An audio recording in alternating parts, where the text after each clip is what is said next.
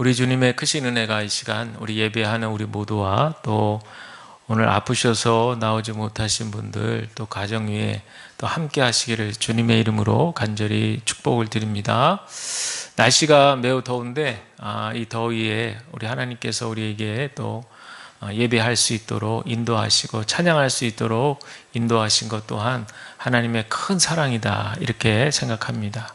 우리 하나님의 그 긍휼과 사랑에 힘입어서 우리 이 시간 예배하는 가운데 또 이 시간에 주신 말씀 가운데 새 힘을 얻고 또 한 주간 믿음으로 승리하는 저와 여러분 우리 모두가 다 되시기를 주님의 이름으로 간절히 축복을 드립니다. 우리 전우좌우 한번 보시면서 예수님 사랑으로 축복합니다. 우리 한번 인사하겠습니다. 예수님 사랑으로 축복합니다. 예수님 사랑으로 축복합니다. 아멘. 감사합니다. 오늘 본문 말씀 6장 12절은 주기도문, 우리가 너무 잘 알고 있는 주기도문의 내용인데 그 가운데 담겨있는 한 구절, 용서에 대한 그런 말씀을 우리가 함께 봉독했습니다. 이 주기도문은 예수님께서 우리 마태복음 5장부터 시작하는 산상수훈의 그런 가르침 안에 들어있는 특별히 기도를 좀 가르쳐 주시는 그 내용 가운데 담겨져 있는 쉽게 말씀드리면은 기도의 모본 어떤 기도가 무엇인지 기도의 어떤 표준 우리가 기도를 어떻게 해야 되나 이렇게 생각이 드실 때 이 주기도문을 생각하시면서 기도하라 이렇게 가르쳐 주신 아주 기도의 교과서와 같은 그런 내용인 것을 저와 여러분들은 잘 알고 계시리라 그렇게 생각이 됩니다. 그래서 이 주기도문을 생각해 보면 어떻게 비유할 수 있냐면요, 그 비계라고 하는 것이 있죠. 비계가 뭐냐면 공사장에서 건축물을 세울 때 그 높은 고층에서 공사하실 수 있도록 인부들이 공사할 수 있도록 세워놓은 구조물, 이거를 이제 비계라고 합니다. 그러니까 아직 건축물이 완성되지 않았지만 완성을 돕기 위해서 꼭 필요한 그 구조물이 바로 비계인 거죠. 마찬가지로 생각할 때 이 주기도문이라고 하는 것은 하나님의 나라가 이 땅 위에 이제 시작이 되어서 완성을 향해서 우리가 가고 있잖아요. 그런데 아직 완성은 되지 않았어요. 우리 주님 오시는 날까지 그 시간까지 계속해서 완성을 위해서 꼭 필요한 그런 비계와 같은 그런 어떤 것이 바로 주기도문이다. 우리는 하나님 나라를 위해서 이 주기도문의 기도를 가지고 늘 마음에 담고 기도하는 그런 신앙, 우리의 모습이 되어야 할 줄로 믿습니다. 그런데 또 이렇게 말씀하시는 분들도 있어요. 꼭 주기도문만 기도냐, 이렇게 기도문을 이렇게 읽는 것으로 기도만 해야 되느냐, 때로는 정말 마음속에서 깊이 우러나오는 또 성령께서 역사하셔서 그렇게 간절하게 급한 일이 있고 간절한 기도의 제목이 있어서 간구할 때도 있는데 어떻게 그렇게 꼭 이렇게 적혀져 있는 것만 가지고 기도할 수 있겠느냐, 또 이제 이렇게 얘기할 수 있습니다. 물론 우리가 성령의 인도함에 따라서 그렇게 우리 속에서부터 뜨겁게 올라오는 그 심정을 그대로 토로할 수도 있고 그대로 하나님께 간구할 수도 있고 또 누구를 위해서 중보해서 아픈 마음을 가지고 안타까운 마음을 가지고 기도할 수도 있어요. 그래서 그런 기도들이 헛된 기도다라고 말하는 건 결코 아니죠. 그러나 여러 가지 이제 기도의 모본들이 있는데 오늘 본문에서 예수님은 주기도문의 기도를 하나의 모델로 그렇게 말씀하고 있습니다.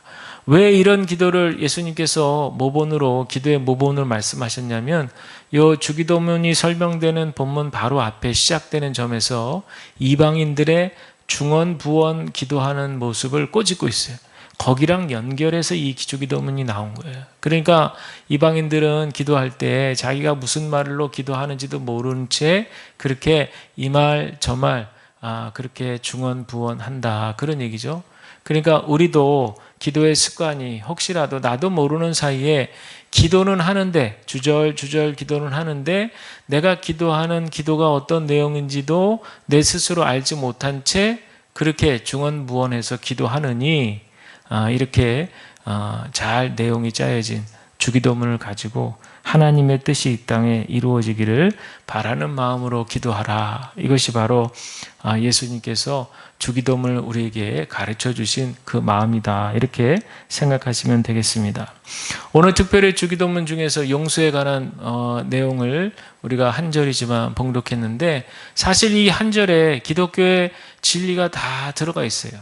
기독교는 사랑의 종교이고 기독교는 용서의 종교인데, 우리 예수님께서 우리를 위해서 십자가에서 피 흘리시고 또 부활하신 그 영광으로 모든 죄의 권세, 사망의 권세를 이기시고 우리를 다 자녀 삼아주시고 하늘나라의 그런 권세를 누릴 수 있도록, 영생을 누릴 수 있도록 이끌어 주신 것은 철저하게 예수님의 바로 이 십자가의 사랑이다라고 하는 것을 우리가 잘 압니다.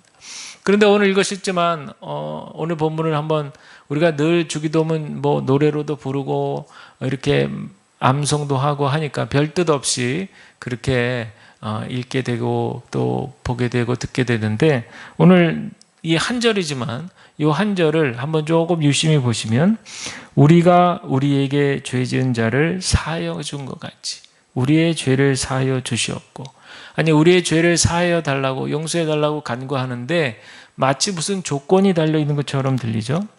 이렇게 하지 않으면 내가 용서해 주지 않겠다, 이렇게 들릴 수 있습니다.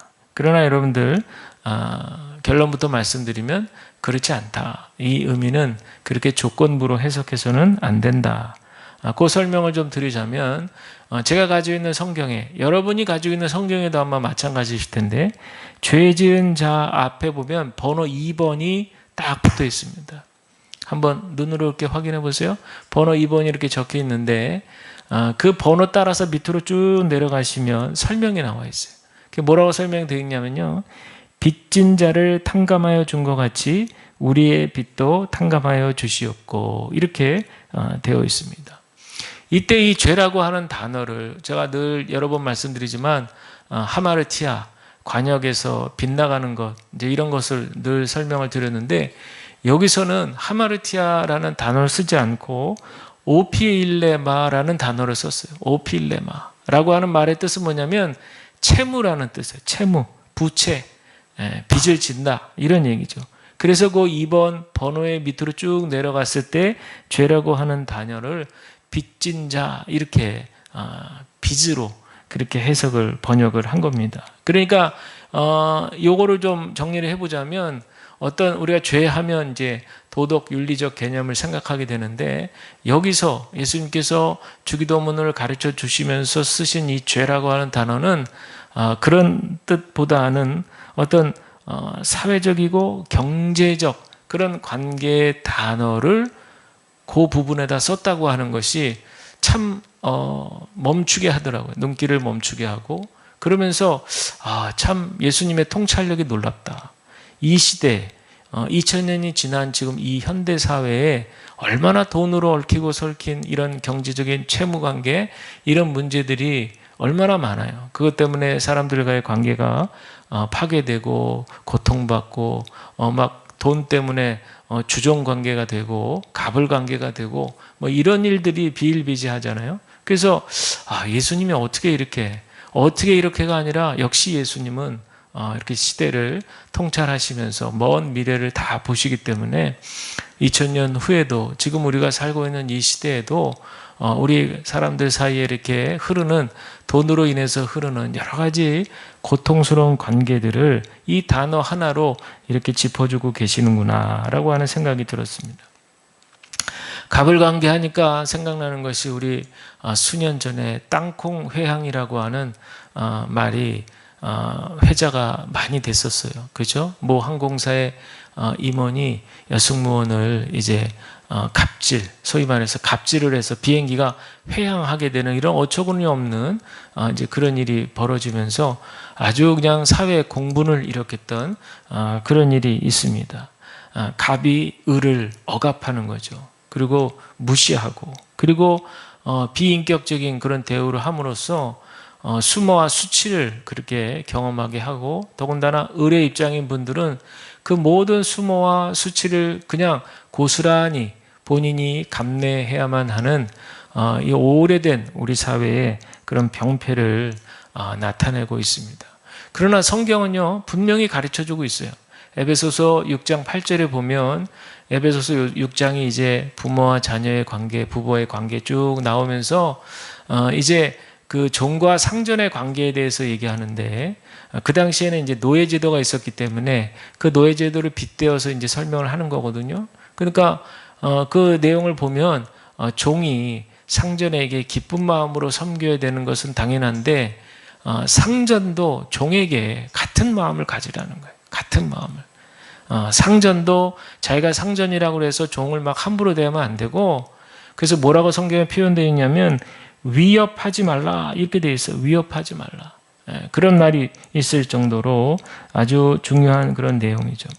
그러니까 상전도 종을 기쁜 마음을 가지고 인격을 존중하면서 그렇게 섬겨라. 이렇게 성경은 이미 2000년 전에 예수님께서는 그렇게 우리에게 그 에베소서 말씀을 통해서 에베소 교회 교인들에게 사도 바울을 통해서 우리에게 말씀하고 있는 거죠. 그렇다면은 왜 예수님은 여기 기도문에서 죄라고 하는 단어를 하마르티아를 쓰지 않고 오피일레마를 쓰셨을까 생각을 해봅니다.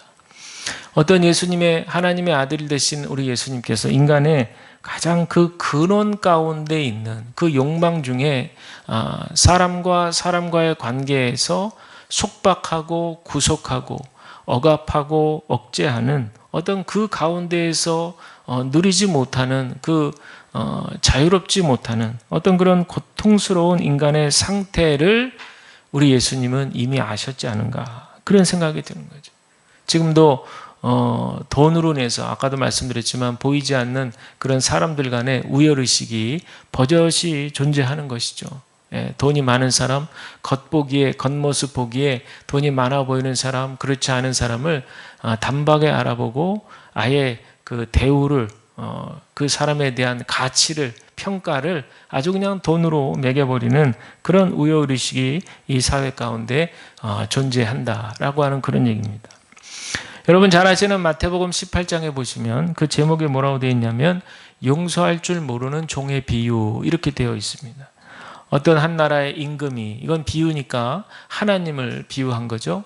어떤 한 나라의 임금이 1만 달란트를 빚진 종을 불러다 놓고 빚을 갚으라 이렇게 이제 엄격한 정의의 기준으로 종을 다그칩니다. 그래서 그 어마어마한 돈을 갚게 하기 위해서 어떻게 하느냐, 본인의 재산은 물론이거니와 자기 자신의 몸 그리고 부인과 자식까지 모두 노예로 그렇게 팔아서 빚을 갚으라고 할 정도로 아주 그냥 강하게 그렇게 임금이 얘기를 하는 거예요. 그럴 때 이 종이 뭐라 그러냐면 간청을 하는 거죠. 조금만 더 참아달라.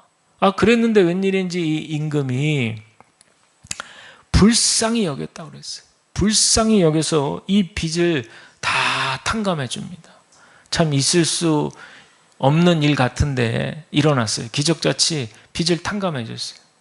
그러고 나서 이 종이 얼마나 기쁘겠어요. 그러고 나서 나갔는데 자기에게 이번에는 100데나리온을 빌려간 그런 동료가 있었는데 그 동료에게 목을 붙잡고 성경에 보면 목을 멱살을 잡았다는 얘기 아니겠어요? 멱살을 잡으면서 내 돈 갚으라 이렇게 나온 거예요.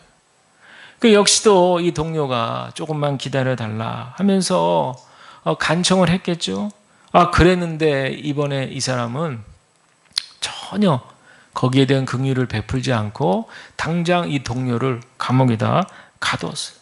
이 소식을 임금이 들었습니다. 경로에서 다시 그 자를 불러다 놓고 얘기합니다. 1만 달란트 빚을 내가 탕감해 줬는데 너는 100데나리온의 빚진 자를 그렇게 매몰차게 대할 수 있느냐. 얘기는 그런 거죠. 그래가지고 이 종을 감옥에 가두고 또 이 임금이 베풀었던 모든 긍휼을 다 취소시켰다라고 하는 그 이야기가 성경에 나와 있습니다. 여러분, 이 데나리온이라는 화폐 단위인데 요거는 이제 로마에서 쓰는 단위고요. 노동자가 하루 받는 품삯입니다. 또 백데나리온이라고 그랬으니까 뭐 적은 금액은 아니에요. 그리고 1만 달란트 같은 경우도 이 달란트는 이제 유대에서 유대인들이 쓰던 화폐 단위인데 계산을 해보면 계산을 다 해서 왔어요. 1만 달란트 같은 경우는 어느 정도인 줄 알아요? 노동자 품삯인데 어느 정도 품삯이냐? 약 23만 5천 년의 품삯이에요. 노동자가 23만 5천 년을 살 수도 없는데 그 정도로 어마어마한 엄청난 그런 금액인 거예요. 아니 이 금액을 한순간에 탕감을 해준 거예요. 이게 바로 우리 하나님 아버지의 사랑입니다. 만일 이 100데나리온의 이 정도가 우리 인간들 사이에서 우리도 서로 용서해주고 용서받을 때가 있잖아요. 그렇게 인간들 사회에서 용서할 수 있는 그런 어떤 한계치라고 한다면 이 1만 달란트라고 하는 것은 인간을 향해서 베푸시는 하나님의 무한하신, 정말 무한하신이라고 그랬는데 1만 달란트라고 이렇게 딱 제한을 한 것 같아서 좀 이게 안 맞는 것 같은데, 무한하다 하면은 개념이 안 잡히는 거예요. 우리 머리에는 개념이 안 잡혀. 그래서 이렇게라도 어마어마한 숫자죠. 1만 달란트, 23만 5천 년의 노동자 품삯, 정말 헤아릴 수 없을 정도로 엄청난 그런 금액인데, 바로 우리 하나님의 사랑은 이것을 넘어서는 그런 어떤 무한하신 사랑의 가치이자 용서의 가치라는 거죠. 그러니까 절대로 우리가 그 하나님의 그 긍휼하신 마음을 헤아릴 수도 없고 그 마음에 닿을 수 없다라고 하는 그런 얘기입니다. 오늘 이 가르침 한 절의 말씀인데요. 이 가르침에서 우리가 배울 것이 있습니다. 그것은 뭐냐면 내가 먼저 빚진 자라는 인식이 필요하다는 거예요. 저와 여러분 우리 모두가 우리가 다 빚진 자라는 사실이에요. 우리 존재를 여러분 한번 생각해 보실까요? 우리 존재가 어떻게 이 세상에 이렇게 딱 나오게 됐을까? 그저 생물학적으로 부모의 그런 정자와 난자의 결합으로, 그래서 아무 감흥 없이 그냥 세상에 어느 날 그냥 모월 몇시 몇 분에 툭 던져진 그런 가치 없는 그런 존재가 결코 아니라는 거예요. 정말 분만실에서 산모가 몇 시간을 막 고통을 호소하며 고생을 하는데 신비스럽게도 자궁이라고 하는 신비스러운 그런 자궁의 문이 열리면서 말이죠. 그러면서 한 생명이 그 문을 통과해서 이 세상의 빛을 보게 된 거잖아요. 그래서 처음 이렇게 신생아가 태어나서 일성이죠. 첫 울음소리가 딱 이제 울려야, 그래야 이제 이 아이가 정상적으로 이제 태어난 것을 확인하게 되는데, 분만실 밖에서 그 일성, 아이의 그 신생아의 그 일성, 첫 울음소리를 듣기 위해서 초조하게 밖에서 기다리고 있던 그 가족들, 그 아이의 울음소리를 들었을 때, 그때 그 신비로운, 생명에 대한 그 신비로운 감동으로 인해서 어떻게 됩니까? 두 눈에서 눈물이 주르륵 흐르는 거죠. 여러분, 여기에 중요한 신학적 통찰이 있습니다. 저와 여러분, 우리 모두의 존재는 바로 그냥 툭 내던져진 존재가 아니라는 거예요.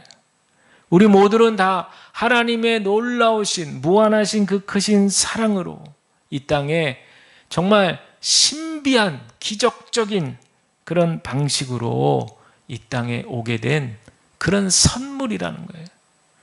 우리 한 사람 한 사람은 다 하나님께서 우리 자신을 선물로 생각하시고 이 땅에 보내셨다는 거예요. 그러니 저와 여러분 우리 모두가 다 하나님 사랑의 빚을 졌다. 그러니 우리 모두가 빚진 자라고 하는 인식이 우리에게 반드시 필요할 줄로 믿습니다. 그런데 우리가 이 하나님의 사랑의 빚을 졌는데, 이 빚이니까 갚아야 되겠다는 생각이 들잖아요. 부채니까. 사랑의 부채를 졌는데 갚을 길이 없어요. 그저 뭔가를 좀 갚기 위해서 해본다면 그저 생명 주신 우리 하나님의 뜻에 우리 한 사람 한 사람이 그 뜻에 걸맞게 하나님이 주신 그 기쁨의 생명을 누리면서 중요한 건 우리가 이 땅에서 우리 각자가 맡아서 받아서 해야 될 사명들을 잘 감당하는 것, 이것이 유일한 보답의 길이라면 길이겠으나 이 또한 만만치 않은 거예요. 아무리 수고하고 아무리 최선을 다해도 그 사랑의 빚을 갚을 수가 없습니다. 그러니 여러분, 우리 아버지 되신 하나님께서 그 빚을 탕감해 주시지 않으면 우리는 평생 채무자의 굴레에서 벗어날 수가 없는 거예요.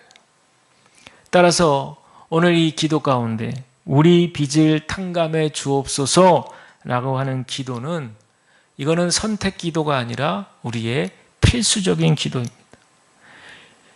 이 기도는 전적으로 우리의 힘으로는 갚을 수 없는, 그래서 하나님이 베풀어 주시는 전적인 긍휼하심에 의지하는 그런 기도인 거예요. 우리가 어떤 조건을 걸고 용서함 받는다는 것이 아니라 하나님의 측량할 수 없는, 하나님의 셀 수 없는 긍휼하심과 그 사랑에 용서함을 받는 거예요. 그럴 때 우리의 그 죄성이 주님의 용서하심으로 그 앞에서 깨끗하게 치유받게 될 줄로 믿습니다. 그런데도 우리의 생각 가운데에는 그래도 뭔가 좀 해야 되지 않겠나, 탕감받기 위해서는 좀 뭔가 우리가 해야 되지 않겠나는 생각을 합니다. 조건이 있는 것처럼 생각하는 거죠. 아무리 긍휼로 용서해 주신다고 해도 우리가 늘 하는 말이 벼룩도 뭐가 있다? 낯짝이 있다 그러잖아요. 벼룩도 낯짝이 있는데 우리는 그래도 벼룩보다는 좀 나은 인생들인데, 그러면 좀 더 벼룩보다는 조금 더 심오한 인생을 좀 살아야 될 것이지 않는가? 그래서 뭔가라도 좀 신용, 좀 뭔가 이렇게 움직여서 자꾸 뭐라도 해야 될 것처럼 생각을 합니다만은, 여러분, 우리가 뭔가 신용을 해야 된다면 그것은 바로 하나님께서 우리에게 맡겨주신 우리의 관계들 속에서 혹여라도 어그러진 그런 관계들을 바로 잡으려고 시도하는 그런 결단과 행동이 필요하다. 이것이 바로 오늘 읽은 말씀에 우리가 우리에게 빚진 자를 탕감하여 준 것 같이 우리의 빚을 탕감하여 주옵소서. 우리가 우리에게 죄진 자를 사하여 준 것 같이 우리의 죄를 사하여 주옵소서. 바로 이 구절의 의미가 되는 거예요. 여러분, 한번 세상을 보세요. 세상에는요, 세상을 직접 경험할 수도 있고, 또 영화라든지 드라마라든지 또 소설이라든지 이런 것들을 통해서 간접으로 경험할 수도 있고, 세상을 경험하다 보면요, 온통 복수혈전이에요. 복수혈전. 그렇죠? 그 속에는 용서라고 하는 것이 없어요. 그 속에는 어떤 긍휼이라고 하는 것이 상대적으로 적다는 걸 잘 아실 거예요. 그래서 참 세상이 힘든 거잖아요. 살기가 힘들고. 그리고 반대로 그렇기 때문에 이 땅의 교회들이 해야 될 분명한 사명이 있는 거죠. 지금도 많은 교회들이 이 시간에 예배하면서 그들이 맡겨진 사명을 감당하기 위해서 해외로 혹은 국내로 지역으로 어려운 분들을 그렇게 도우면서 하나님의 뜻을 이루기 위해서 그렇게 불철주야 애쓰고 힘쓰는 이 땅의 교회들이 분명히 지금도 많이 있는 줄로 믿습니다. 오늘 이 말씀을 여러분 우리가 생각해 보면서 우리들의 용서를 한번 생각해 볼 필요가 있겠어요. 우리가 두 발을 세상에 딛고 살기 때문에 우리가 거룩한 하나님의 백성이지만 한 주간의 삶 가운데에서 세상적인 그 굴레 속에서 힘들게, 우리도 힘겹게 그렇게 살다가 이 자리에 오게 됩니다. 우리들의 인간관계 속에서 우리의 용서를 한번 생각해 볼 필요가 있겠어요. 우리는 어쩔 수 없는 연약한 인간이기 때문에 우리가 누구를 용서한다, 또 누구에게 용서를 구한다. 이런 관계들이 우리도 일어나게 되는데, 그럴 때 내가 누구를 가령 용서했다 라고 했을 때에도 항상 그 마음에는 찜찜함이 남아요. 왜냐하면 아무리 넓은 마음으로 그래 내가 용서했지 이렇게 생각을 해도 인간으로서 한계를 가진 인간으로서 뭔가 그 마음에 앙금이 남는 것은 인간으로서 어쩔 수 없는 거예요. 그러나 이 구절을, 오늘 읽으신 구절을 원어로 보면은 사하여 줬다 이렇게 준 것 같이, 이 말은 완료형으로 사용되었다 그래요. 그러니까 이 말은 뭐냐면 이제 용서할 것이다, 용서받을 것이다 이런 뜻이 아니라 선포가 된 것이고, 그리고 그렇게 이미 고백이 됐다는 얘기예요. 용서가 됐다는 얘기예요. 더 이상 용서를 할까 말까 이렇게 용서의 여지가 남겨진 것이 아니라는 거예요. 이제는 더 이상 그 상대를 빚쟁이로 취급하지 않겠다는 거죠. 죄인으로 취급하지 않겠다는 거예요.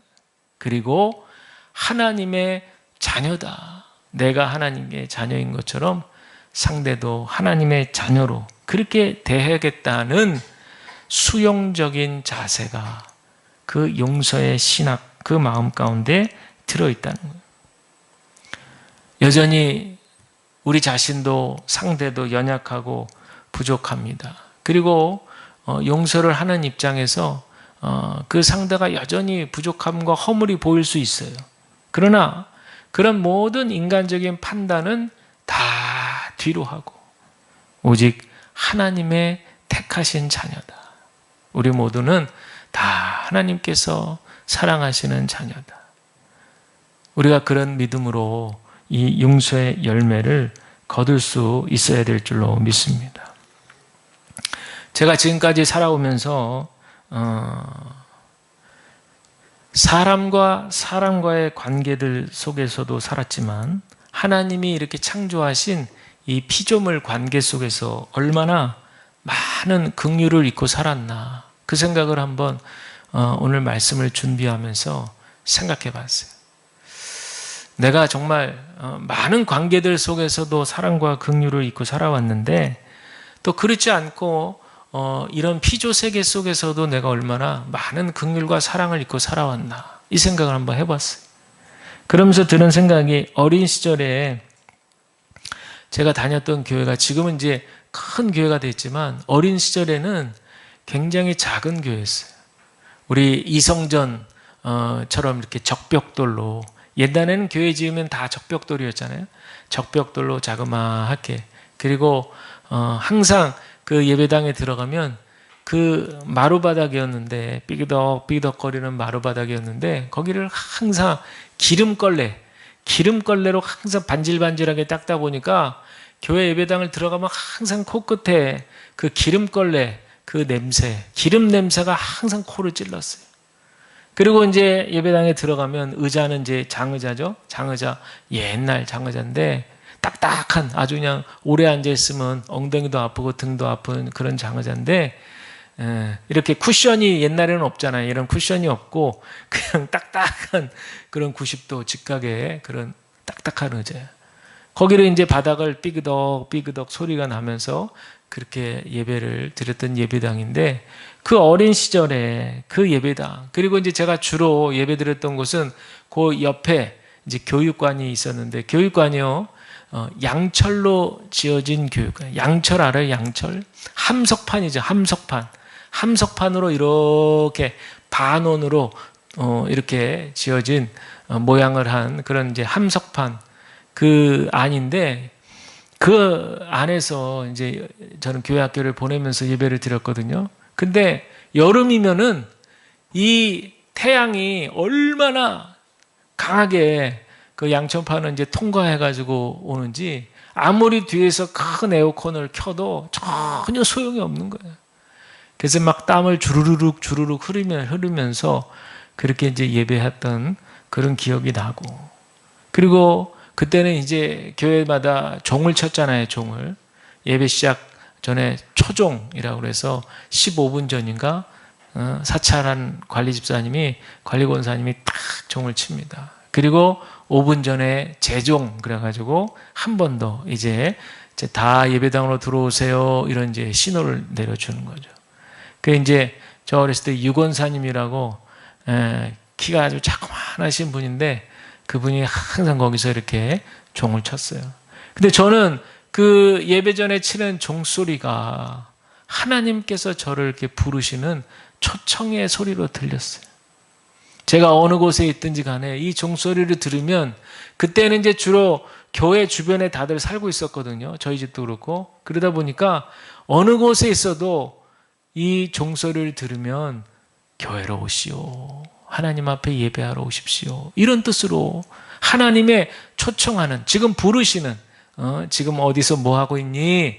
지금 어서 와서 예배 드려야지 하면서 하나님이 부르시는 그런 어떤 종소리로 제 안에 담겨져 있습니다.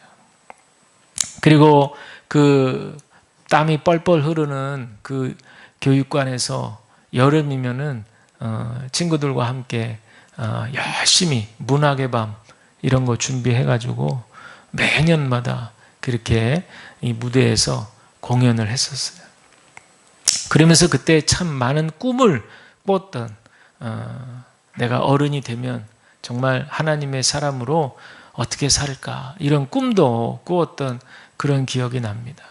물론 저는 어렸을 때 도시에서 자랐기 때문에 자연 환경에서는 조금 벗어나 있었지만 대신에 목회하면서 감사한 것은 제 목회 생활 중에 3분의 2를 이렇게 자연과 우리처럼 자연과 벗삼은 곳에서 목회를 하면서 정말 하나님의 그런 무한하신 이 창조 세계 가운데 아름다움과 또 나를 향하신 하나님의 사랑과 긍휼하심을 느끼면서 오늘 이 자리까지 오지 않았는가 그런 생각을 제가 해보게 되었습니다.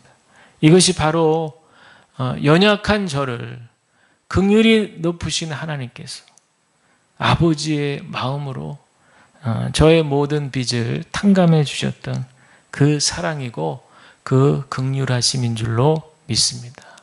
바라기는 오늘 이 말씀을 통해서 하나님의 긍휼하심을 덧입는 은총 가득한 한 주간 되시기를 바랍니다. 그리고 그 은혜로 용서의 열매를 풍성하게 거두시는 저와 여러분 우리 모두가 다 되시기를 주님의 이름으로 간절히 축원을 드립니다.